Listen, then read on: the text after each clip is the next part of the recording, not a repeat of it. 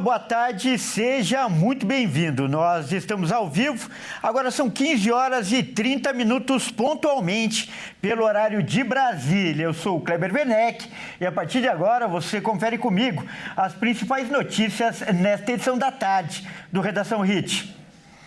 Olha só, as relações entre o Brasil e os Estados Unidos estão cada vez piores. Hoje, o representante do governo norte-americano no Brasil foi chamado pelo Itamaraty para dar explicações sobre uma postagem que foi feita ontem com críticas aos ministros do Supremo Tribunal Federal. Gabriel Escobar, o encarregado de negócios da Embaixada dos Estados Unidos no Brasil, foi convocado hoje pelo Itamaraty, que é o Ministério das Relações Exteriores, para uma conversa sobre a postagem feita no perfil da Embaixada Americana, que chamou o ministro do Supremo Tribunal Federal, Alexandre de Moraes, de principal arquiteto da censura e perseguição contra Bolsonaro e seus apoiadores. A postagem americana dizia: o ministro Moraes é o principal arquiteto da censura e perseguição contra Bolsonaro e seus apoiadores. Suas flagrantes violações de direitos humanos resultaram em sanções pela Lei Magnitsky, determinadas pelo presidente Trump. Os aliados de Moraes no judiciário e em outras esferas estão avisados para não apoiar nem facilitar a conduta de Moraes. Estamos monitorando a situação de perto. Em julho, os Estados Unidos já haviam incluído o ministro na lista de sancionados pela Lei Magnitsky, bloqueando ativos e proibindo sua entrada no país por alegadas violações de direitos humanos. Mas na avaliação da cúpula do Itamaraty, as publicações representam clara ingerência em assuntos internos e ameaças inaceitáveis a autoridades brasileiras. Já no STF, o texto foi lido como uma ameaça de aplicação de sanções contra outros ministros. E a crise entre o Brasil e os Estados Unidos é o tema da nossa entrevista de hoje. E para falar mais sobre o assunto, nós vamos conversar agora com um especialista. O nosso convidado é o professor Frederico Afonso, ele que é especialista em Direito Internacional. Boa tarde, professor. Mais uma vez, seja muito bem-vindo. Boa tarde, Kleber. Boa tarde à nossa audiência. Professor, essa crise pode ser considerada a pior da história na relação entre o Brasil e os Estados Unidos? Kleber, eu faço uma analogia automobilística, se me permite. É você voltar algumas décadas, alguns anos, olhar como eram os carros e olhar como estão os carros hoje. A diplomacia norte-americana mudou, não é mais aquela diplomacia de cortesia romanceada que existia, inclusive no governo Donald Trump I. Mudou. O presidente Donald Trump, ele toca boa parte das suas questões por meio das redes sociais, né? Eu imagino qual teria sido a conversa do Itamaraty com o representante. Observe que os Estados Unidos nem designou um embaixador aqui para representar os Estados Unidos no Estado brasileiro já há muito tempo. Então não é que essa crise aumentou, é que na verdade eu enxergo que o Itamaraty está com o manual antigo, mudou a tônica da diplomacia, né? Quando fala assim, olha, a gente enxerga que há ameaças, há ingerências. Eu desconheço qualquer tipo de ingerência. O fato do governo norte-americano apontar a sanção A ou o aumento do tributo B ou a incidência de porcentagem tributária comercial C é uma prerrogativa, uma soberania hoje dos Estados Unidos. Muito se fala hoje em soberania, mas o que acontece? Nós não somos obrigados a nos submeter a nenhuma norma interna ou externa, a não ser que queira. Nós quem? O Estado brasileiro. Então, primeiro, não vejo uma quebra de soberania. Vejo a postagem como uma ameaça, vejo uma postagem contrária aos padrões antigos de diplomacia. Mas como a gente fala, o novo dia, a nova ordem, essa é a nova diplomacia, né? Então, se você realmente ficar restrito ao comportamento passado, né? Ou seja, o comportamento em que isso jamais ocorreria, isso acabou, isso vai ocorrer, inclusive, com mais frequência do que a gente imagina. Não vejo ingerência, não vejo interferência, vejo uma postagem contundente, né?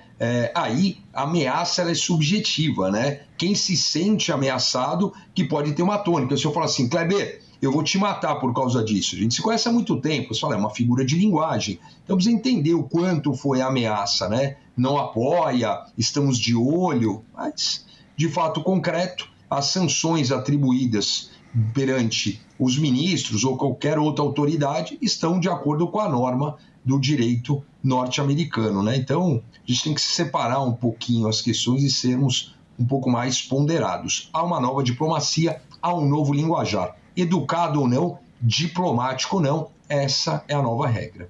Correto. E, professor, o governo brasileiro ainda vive a expectativa, né, de tentar negociar o tarifaço sobre os produtos brasileiros, que entrou em vigor nesta semana. Mas, no panorama atual, é difícil imaginar um acordo? Existe clima hoje para isso?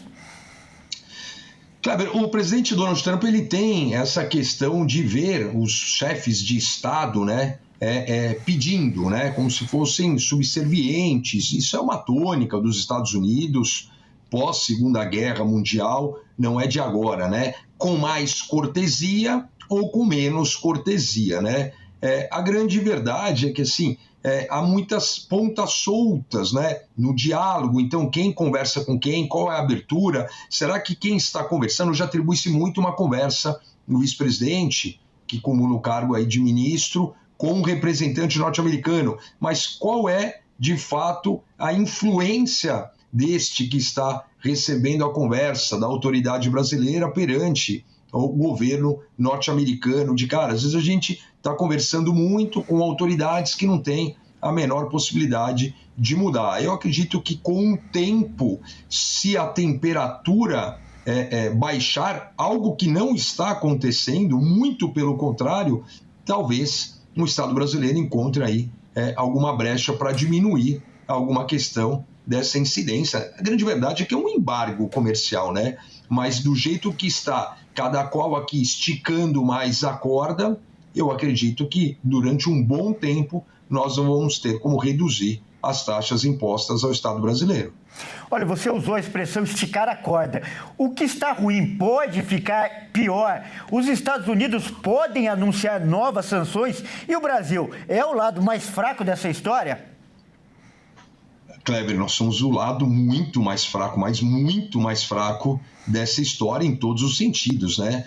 Nós não temos um protagonismo bélico, nós não temos um protagonismo financeiro, nós não temos um protagonismo comercial a ponto de abalar os Estados Unidos da América.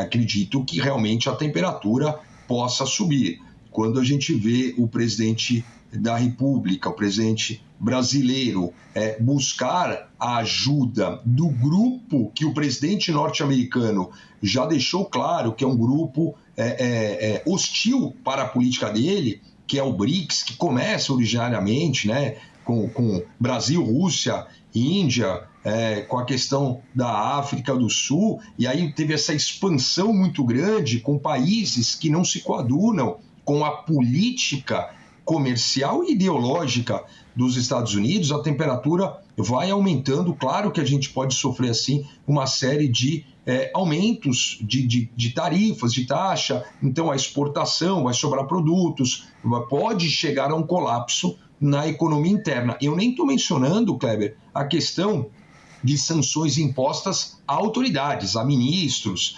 a autoridades aí por meio da lei que vem até do executivo, não é nenhum processo judicial da Magnitsky, não é isso, né? Essa também pode esticar, mas isso é algo que vai atingir as pessoas. Eu estou enxergando o Estado brasileiro ser atingido por questões de dificuldade nas relações comerciais, com certeza. E a gente tem uma economia brasileira bastante, não igual a Argentina, por exemplo, mas bastante dolarizada, né? Então a gente depende muito, dependemos de satélites, a gente depende muito dos Estados Unidos, né? Então, quando a gente enxerga realmente o quanto somos dependentes, é o quanto a gente pode se prejudicar.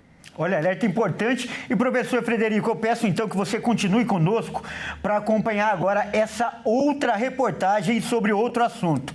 Olha só, o governo de Israel aprovou hoje o plano do primeiro-ministro Benjamin Netanyahu para ocupar a faixa de Gaza. Vamos ver.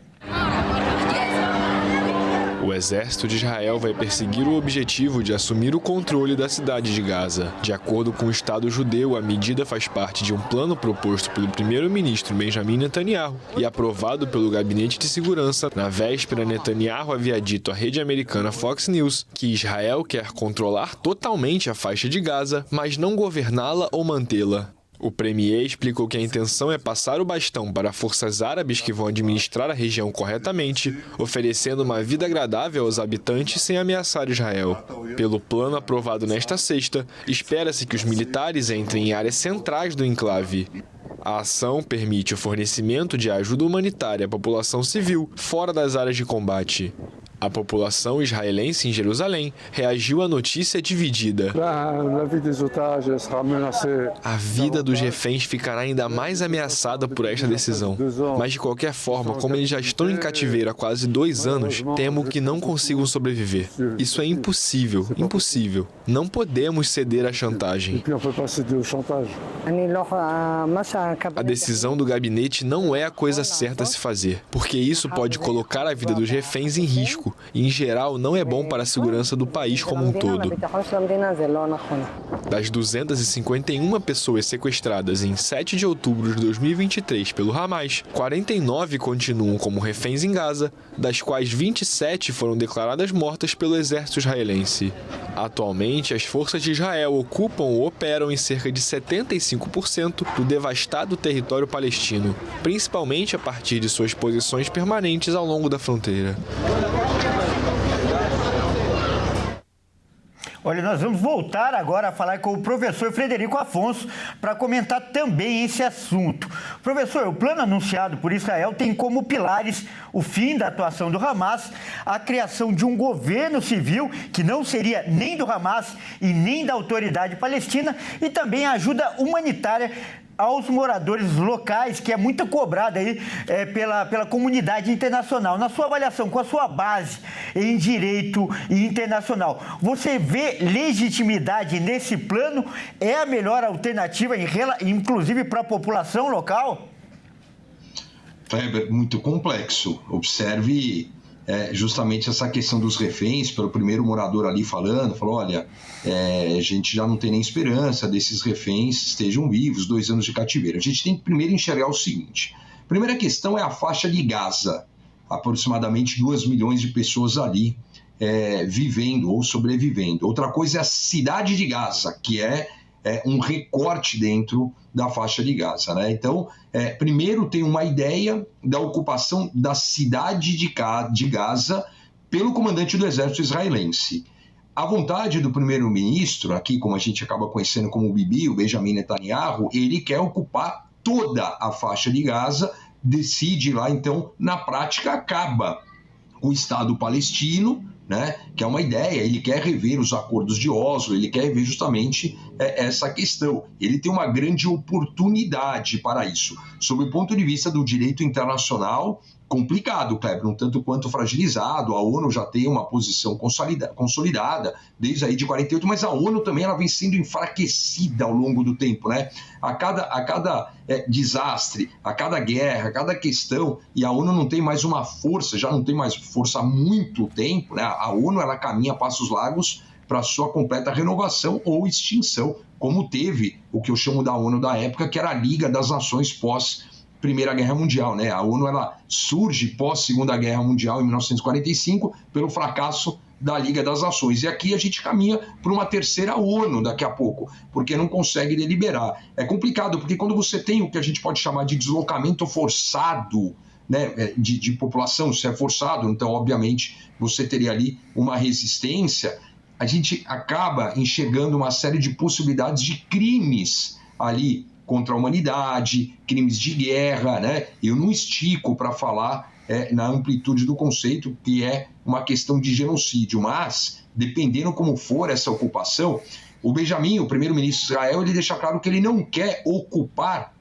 para o Estado de Israel governar, quer colocar ali um órgão, né? A gente poderia até imaginar um país uma região sob tutela, como a ONU tem o Conselho de Tutela, cujo último país tutelado foi de 1994, então poderia ser uma possibilidade, né? Mas é uma questão muito mais complexa, Kleber, porque o Benjamin ele vai se arrastando, ele tem problemas políticos internos com a Suprema Corte Interna, né? Vai arrastando a guerra, tem essa questão dos reféns, mas a gente jamais pode esquecer que o Hamas é um grupo terrorista, né? E tem que ser exterminado, tem que ser eliminado com certeza.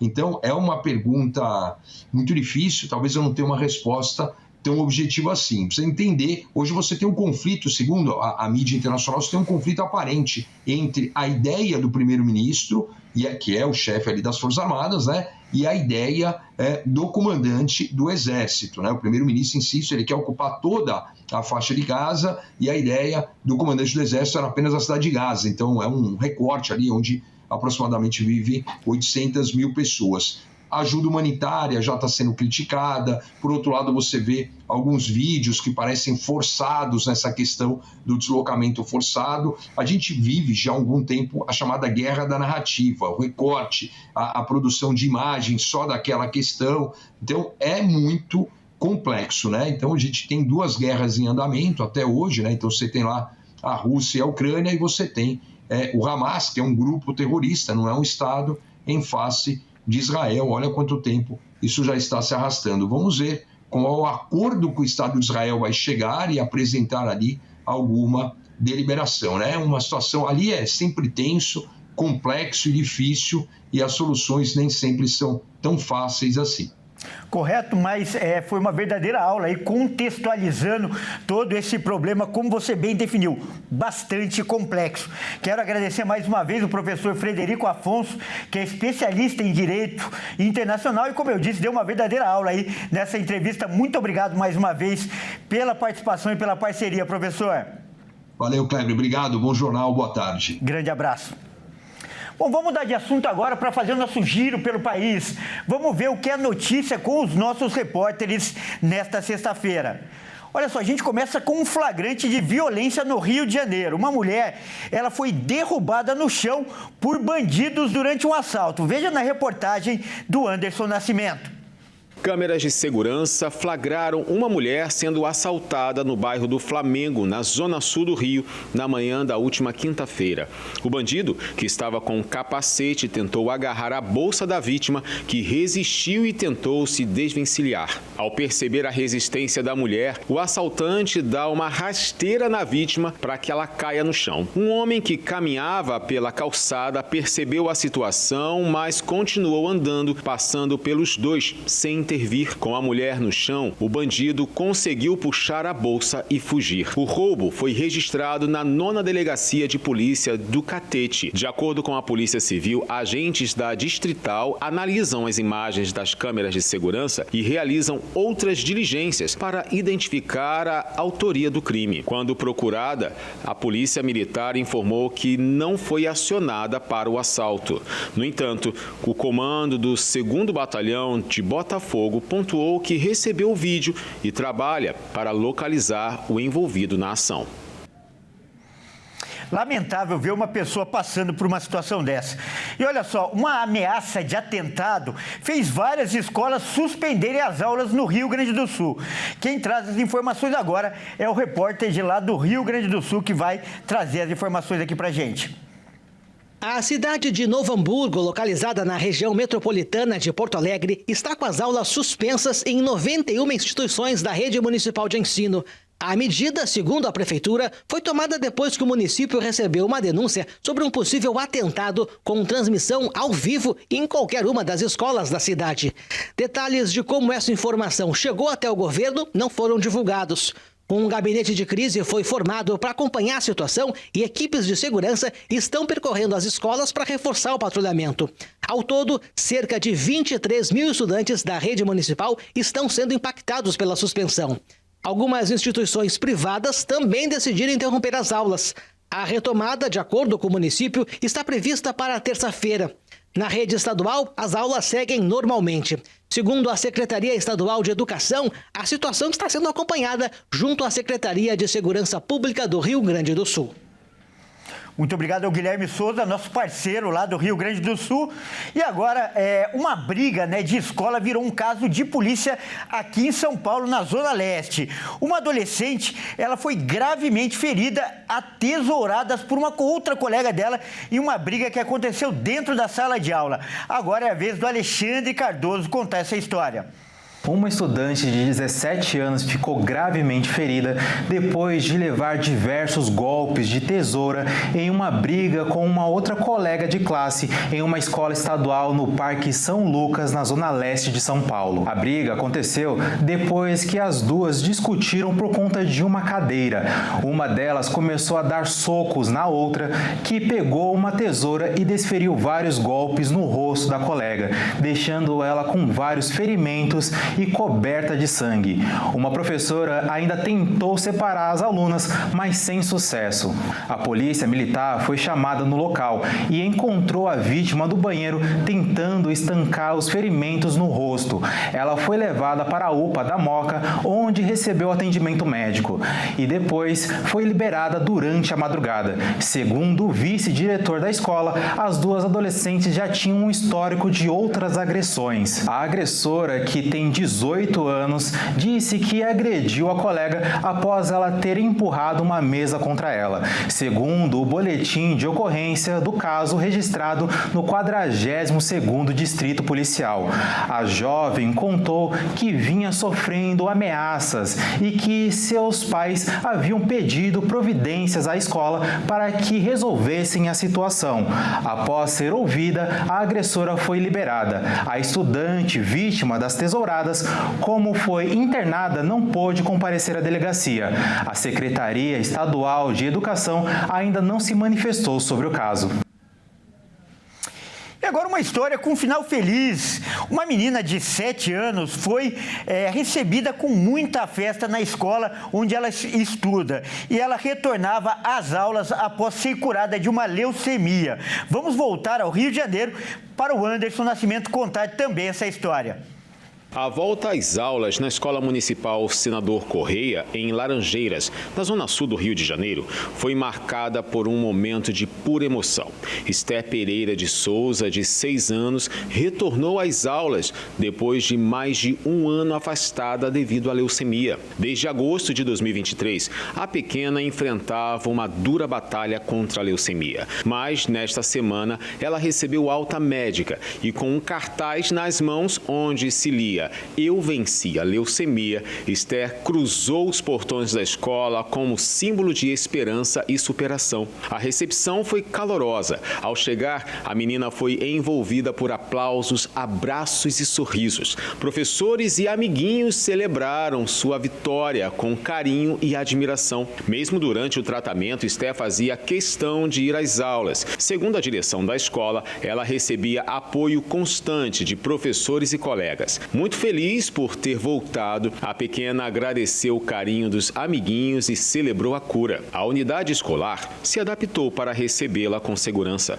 Por conta da baixa imunidade da menina, os funcionários optaram por manter as janelas abertas e também todos concordaram de não ligar o ar-condicionado. Bom, agora é hora da gente falar de esportes aqui no Redação Hit. E quem traz as informações é o Caio Veríssimo. Por favor, Caio, entre em nosso estúdio. Boa tarde, seja bem-vindo. E, Caio, estamos na sexta-feira, mas o sábado, amanhã, será um dia importante lá no Parque São Jorge. Conta pra gente, Caio. Isso aí, Kleber. Mais uma vez, boa tarde a você, boa tarde a todos que nos assistem. Bom, amanhã no Parque São Jorge, milhares de sócios do Timão vão votar o impeachment do presidente Augusto Melo, mas a diretoria busca caminhos para fugir de fraudes nos votos. Veja só. A votação de impeachment para o presidente do Corinthians, Augusto Melo, acontece nesse sábado, das 9 às 17 horas no Parque São Jorge. A lista de pessoas aptas a votar conta com cerca de 10 mil nomes. Estão aptos à votação os associados maiores de 18 anos que tenham sido admitidos há mais de 5 anos e que estejam com as mensalidades em dia. Porém, um detalhe chama a atenção. Os membros da diretoria e do Conselho Deliberativo do Corinthians identificaram nomes de sócios que já morreram e permanecem na lista, o que gerou dúvidas e suspeitas de fraude. Isso porque o Corinthians conta com sócios que não precisam pagar mensalidade e há anos não realizam um recadastramento de sua base de associados. Porém, para votar, será necessária a apresentação de documento com foto. E por esse motivo, o clube entende que não há risco de fraudes, mas irá redobrar os cuidados. O presidente do Conselho Deliberativo, Romeu Thomaz Júnior, afirmou que a fiscalização nas urnas será reforçada e que, para a eleição presidencial de 2026, pretende contar com um sistema de reconhecimento facial no Parque São Jorge, o que dificulta ainda mais a realização de fraudes.